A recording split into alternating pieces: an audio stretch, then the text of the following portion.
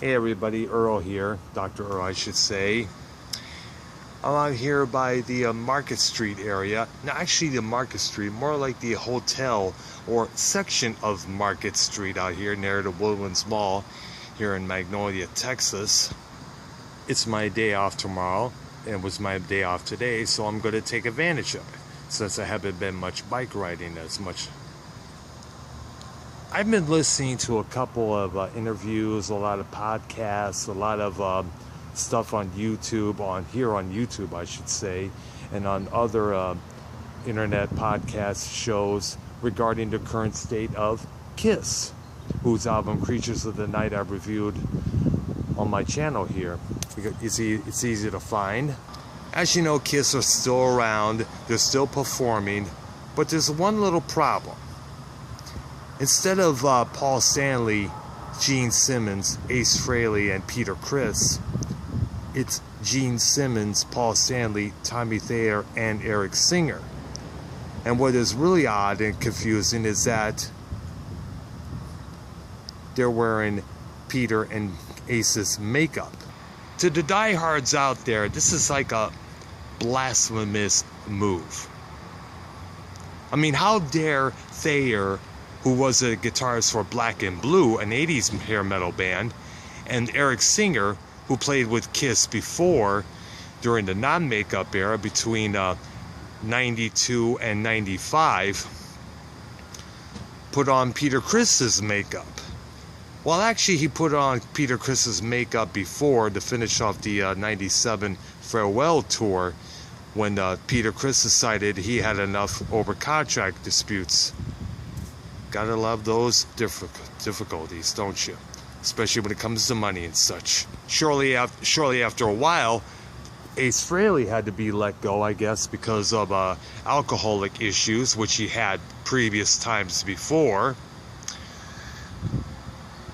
Now, in regarding to that, but since people only regard Kiss as the Spaceman, the Catman, the Star Child, and the Demon, they're going to have to, they had no choice but to find replacements for the Spaceman and Catman, makeup included, which, by the way, Gene and Paul also owned the rights to.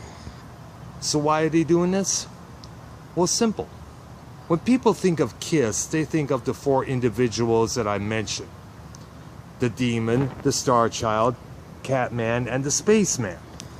They're not going to think of the non-makeup era with Simmons, Stanley, Bruce Kulick, and Eric Carr.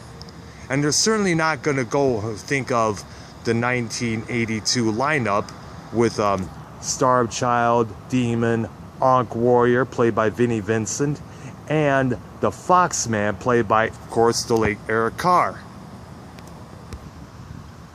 Since this has been going on, when the merchandisers try to market Kiss, they can't use their real names because, for the obvious reason, but they'll have to use the character names. Not really their characters, but their personas. For instance, in one magazine, tabloid magazine at the supermarket, they're advertising marble figurine statues of the four members, and instead of their names, it's, like I said, Demon, Star Child, Spaceman, and Catman. Now, as I'm recording this, there's reports that probably Ace Frehley may rejoin Kiss. If so, he's going to have to make up a lot of amends because he was an alcoholic for a long period of time. And they're going to have to be a lot of apologies sent to one another, because in each of their interviews, in each of their audiobooks, which I listened to a couple times, they dog each other pretty well. Even to the point where Peter Criss even dogs Destroyer, one of their all-time great albums. I would suggest probably coming up with original makeup ideas for Thayer and Singer, but I'm not Gene or Paul. But then again, you can't really disrespect Peter Criss, and you certainly can't disrespect Ace Frehley. So it's kind of a confusing state. Here we have this entity, this rock and roll entity with the 4 identities we know, but yet 2 of the original members aren't there and they're being betrayed by somebody else.